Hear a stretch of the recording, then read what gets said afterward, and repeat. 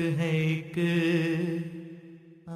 A variant of the previous hesitation that I've also heard, Rabbi Saab, is that, this notion that Wasiyyat is a lifelong commitment, right? Members have this fear that will I be able to uphold this commitment for the rest of my life, right? And wouldn't it be better and wouldn't it be worse to fall short of that commitment than not making that commitment in the first place? So, what would be your response to that hesitation?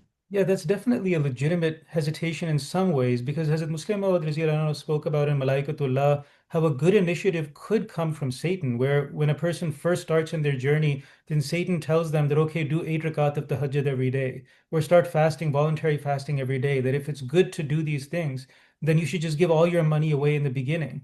So, but he said that this is not the way of Allah Almighty. Allah Ta'ala is Rabb, Rabubiyat. The angels of Allah, they always tell us gradually progress. They don't say just go all in at one time and then you're going to just get sick of it and tired and then leave everything. So Satan tells us to do good in a way that we're going to get tired of it. But the angels tell us to do good in a way that we're going to then fall in love with it and our heart will be open to it. So when it comes to Wasiyat, if our office holders who are concerned about this, they're working on this. If the national is reaching out to our Sadr, the local Wasaya secretary, they have our Chanda record in front of us. They know how our namaz situation is, are all of those things. And they have suggested to us, they're saying that, listen, we believe in you, that this wasiyat is a next step for you. And it's something that's going to open your heart to more goodness. You're not going to get sick of this. We see your track record. We see what your inclination is. And if you do this, then your heart is going to open to more goodness. Then that is an indication for us that this is a good initiative that is coming from the angels. There are people in that list of tajneed who your local Vasai secretary is not reaching out to because, in his honest opinion, he does feel like that's too big of a jump. If that person does wasiyat, then maybe he won't be able to stay on it. Then it won't open his heart. It might actually close his heart. So, one of the greatest blessings of wasiyat is that a person's heart is open to doing more financial sacrifice, doing more good. That's the greatest manifestation of Allah Ta'ala's rahimiyat, that it makes us want to do more good. So, for a person who has that concern, again, we're all humble. But if these people are individually reaching out to us, then it shows that they believe in us and they believe that this is a natural progression, a natural next step. And if we take that small leap of faith, then I think we will find that our heart will open to doing more goodness rather than our heart being closed and us being overwhelmed and thinking that, okay, I'm not going to be able to hold on to this wasiyat.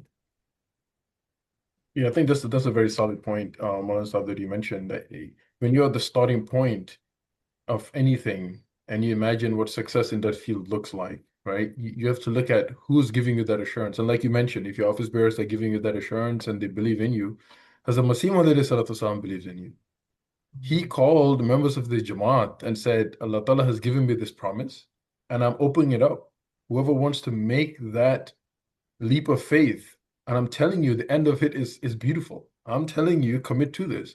He hasn't said that only if your finances are X, only if start off with good faith and you pray to Allah Ta'ala for Allah Ta'ala to guide you.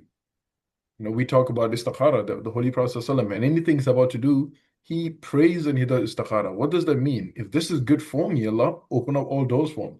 If it's not good for me, then you shut all doors for me, right? So when you're going, you don't have to figure it out. It's not like somebody's telling you, invest in this business, and in the end, you may get X and Y. This is a prophet of Allah who's telling you that invest in this, take my hand and get on this journey with me. And I assure you that this is the last message that I have that Allah is telling me to leave with my Jamaat. And I'm going.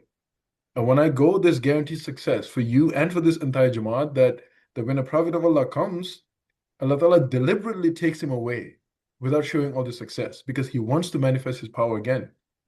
So if this is that success that the Prophet of Allah is telling you, you don't have to worry about too much, right? The roadmap is already set for you. Pray on it. You pray that Allah gives you the ability because again, it's not about, you don't just get up and say, like Murabi Sahib was saying, or Secretary Sahib was saying, you want to go into war, that I'll just go and fight. It's not up to you sometimes. It's Allah Ta'ala gives you that tawfiq. Sometimes He opens up your heart. Sometimes He inspires you. So that's where the prayer comes in and the sincerity. When Allah holds your hand and He opens your heart, then you don't have to worry about anything. But Hazur administratively has given us also this answer that if that time was to come, there is that possibility for someone to say, honestly, right now I have nothing, for them to cancel their wasiyat and then do it again when they're able to. But again, no one prays for that. But the Jamaat also gives that opportunity in case it does come.